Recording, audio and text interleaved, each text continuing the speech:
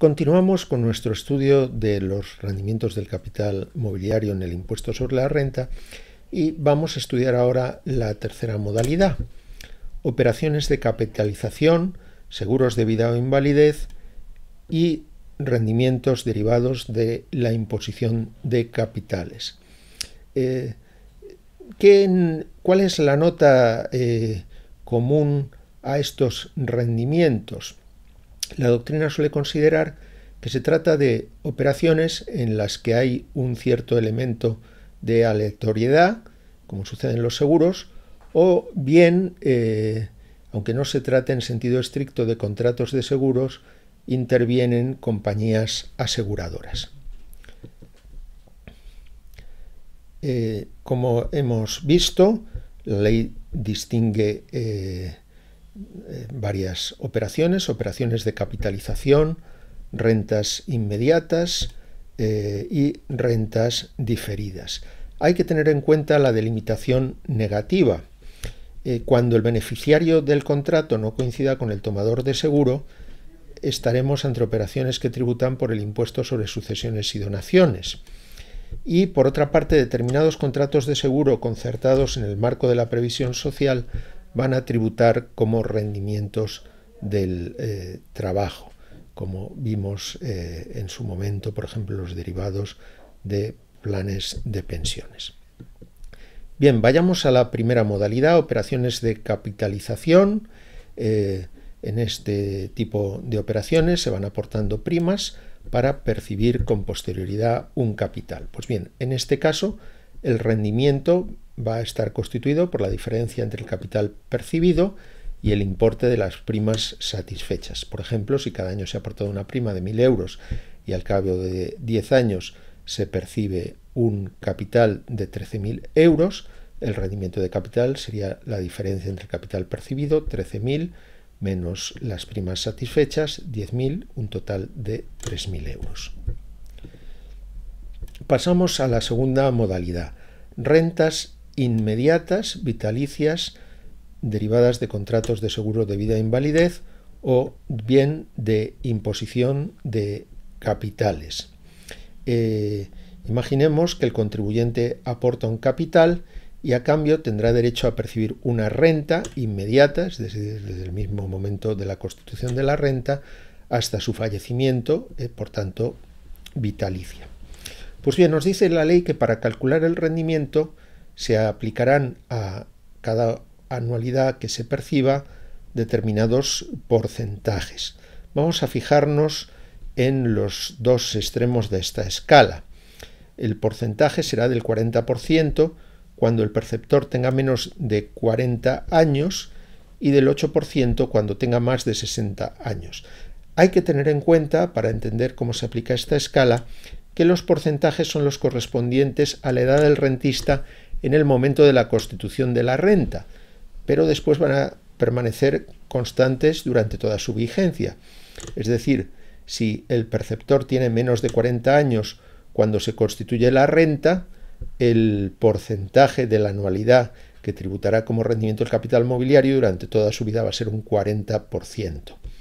En cambio, si tiene más de 70 años, será ya de un 8%. Según varía la edad del rentista, no van a variar los porcentajes, van a ser fijos atendiendo a la edad que tenía en el momento en el que se constituye la renta. Bien, ¿cuál es la explicación de estos porcentajes? Pues suele decirse que se entiende que el porcentaje restante, es decir, lo que no va a tributar como rendimiento del capital mobiliario, es la parte que corresponde a la devolución del capital. Yo he impuesto un capital y a cambio voy a recibir una renta vitalicia. Bien, en la cantidad que me pagan, una parte corresponderá a la devolución de ese capital y otra parte corresponderá a los rendimientos que realmente se producen, los que sí que tendrán que tributar. Pues bien, cuantos más años tenga el rentista en el momento en que se constituye la renta, será mayor el porcentaje anual que corresponda a la devolución del capital, porque habrá menos tiempo para devolvérselo. Si el contribuyente tiene más de 70 años cuando se constituye la renta, su esperanza de vida será más breve y, por tanto, se va a entender que el 82% de lo que le pagan en realidad corresponde a la devolución del capital y solo el 8% a los rendimientos del capital mobiliario. ¿Qué sucede con las rentas inmediatas temporales? Antes eran vitalicias, ahora temporales. Bueno, pues en este caso se van a aplicar también a cada anualidad unos porcentajes.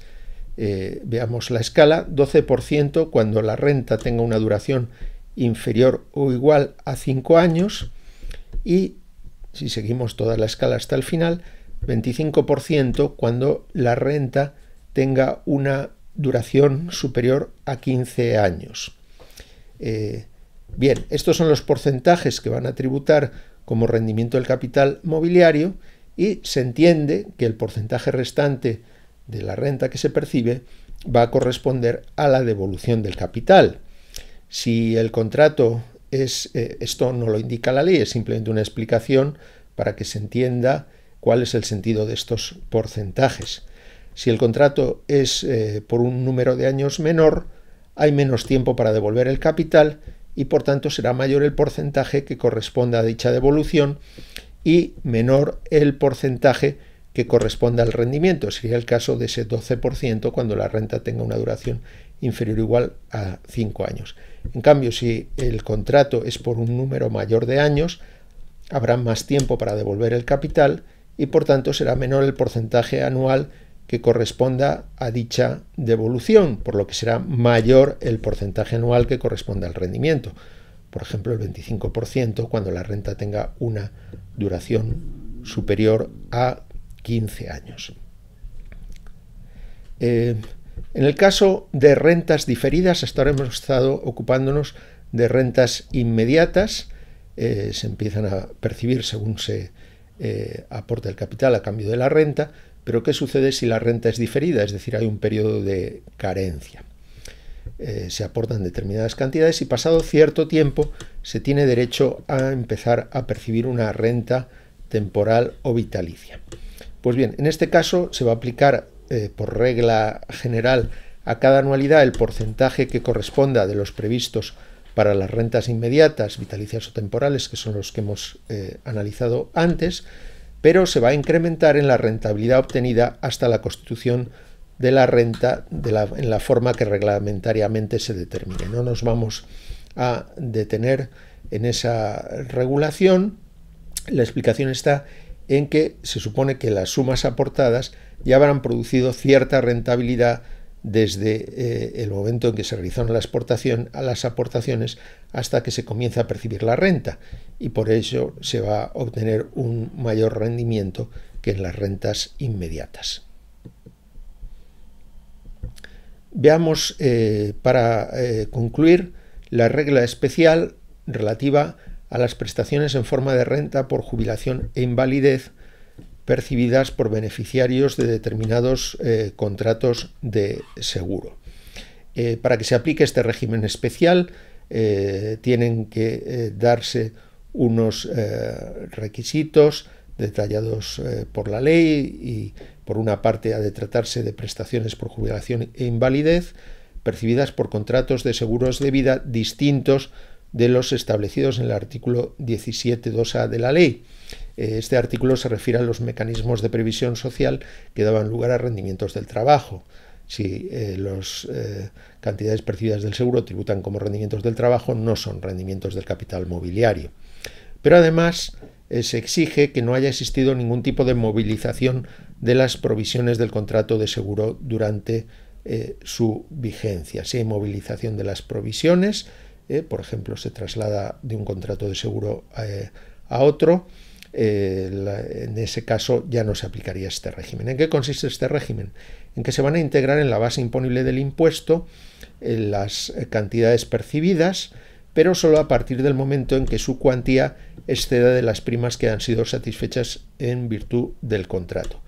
Por ejemplo, si se han pagado unas primas de 20.000 euros y después voy percibiendo cantidades en forma de renta, comenzaré a tributar cuando las cantidades percibidas superen los 20.000 euros.